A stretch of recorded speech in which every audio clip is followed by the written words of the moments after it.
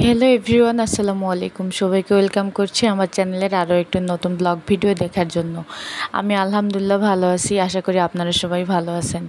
তো আরও একটু নতুন ভিডিও নিয়ে হাজির হলাম আপনাদের সামনে।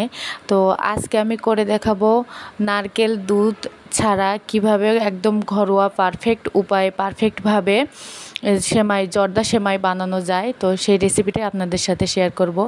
তো চলুন আমরা এখন রেসিপিটি স্টার্ট করি।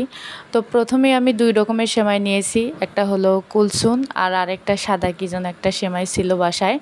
তো ঈদের আগে এগুলো কেনা হয়েছিল। তো রোজার মধ্যে তো সেইভাবে কোনো কিছু খাওয়া হয় নাই, মানে যে খেতে ইচ্ছে করে না এরকম। তো এখন যেহেতু বাসায় ছিল তো ভাবলাম যে একটু জর্দা তৈরি করি। তো তৈরি করার জন্য প্রথমেই আমি একটা কড়াই নিয়েছিলাম। তো কড়াইয়ে আমি ঘি বা তেল কোনো কিছুই দেই নাই। তো সেমাইগুলো প্রথমে আমি দিয়ে হালকা একটু তাপ দিয়ে নিয়েছিলাম, তো টেলে নিয়েছিলাম। তো তারপরে আমি চিনি দিয়েছিলাম পরিমাণ মতো 4 চামচের মতো। তো চিনি আপনারা যার যার স্বাদ অনুযায়ী দিবেন, যে যেমন মিষ্টি খান তো সেরকমই দিবেন। তো আমার একটু কড়া মিষ্টি ভালো লাগে। আর এই জর্দাটা আমি তৈরি করব একটু দলা টাইপের, আর এটা খেতেও অনেক সুস্বাদু হয় আর অনেক মুচমুচে হয়। আর আমার মেয়ের এই জর্দাটা খেতে অনেক বেশি ভালো লাগে। ইদানিং আমার হাজব্যান্ডেরও অনেক পছন্দ। ও আগে খাইতো না এগুলো, তো এখন আমাদের দেখাদেখি খায়। তো ভিউয়ার্স, আপনারা দেখতে পাচ্ছেন যে চিনিগুলো আমার পুরোপুরি একদম গলে গেছে। আর এখানে আমি কোনো নারকেল বা দুধ এগুলো কিছুই ব্যবহার করব না, আমি আগেই বলে নিয়েছি।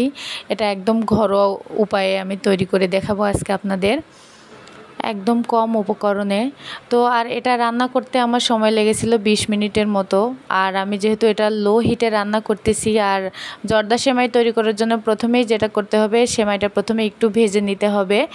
তো চুলাটা একদম লো ফ্লেমে রাখতে হবে যাতে নিচের দিকে পুড়ে না যায়।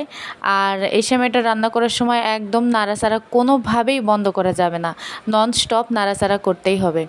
তো আমার সেমাইটা হয়ে গেছে। তো সেমাই হওয়ার পরে আমি কিছুক্ষণ রেস্টে রেখে দিয়েছিলাম। তো এখন এই তো সেমাইয়ের ফাইনাল লুক আমার জর্দার। অনেকেই ঝরঝরে করে, তো আমারটা একটু অন্য টাইপের, তো আমার এইভাবেই ভালো লাগে। তো ভিউয়ার্স, আমার চ্যানেল যারা নতুন আছেন প্লিজ আমার চ্যানেলটিকে সাবস্ক্রাইব করে পাশে থাকবেন, আর যারা অলরেডি সাবস্ক্রাইব করেছেন তাদেরকে অসংখ্য ধন্যবাদ।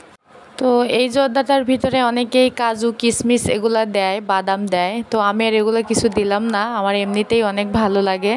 তো ভিউয়ার্স, আমি আজকের মতো এখানেই বিদায় নিচ্ছি। আপনারা সবাই ভালো থাকবেন, আর হ্যাঁ, অবশ্যই আমার চ্যানেলটিকে সাবস্ক্রাইব করবেন। আপনাদের সবাইকে অসংখ্য ধন্যবাদ। আল্লাহ হাফেজ।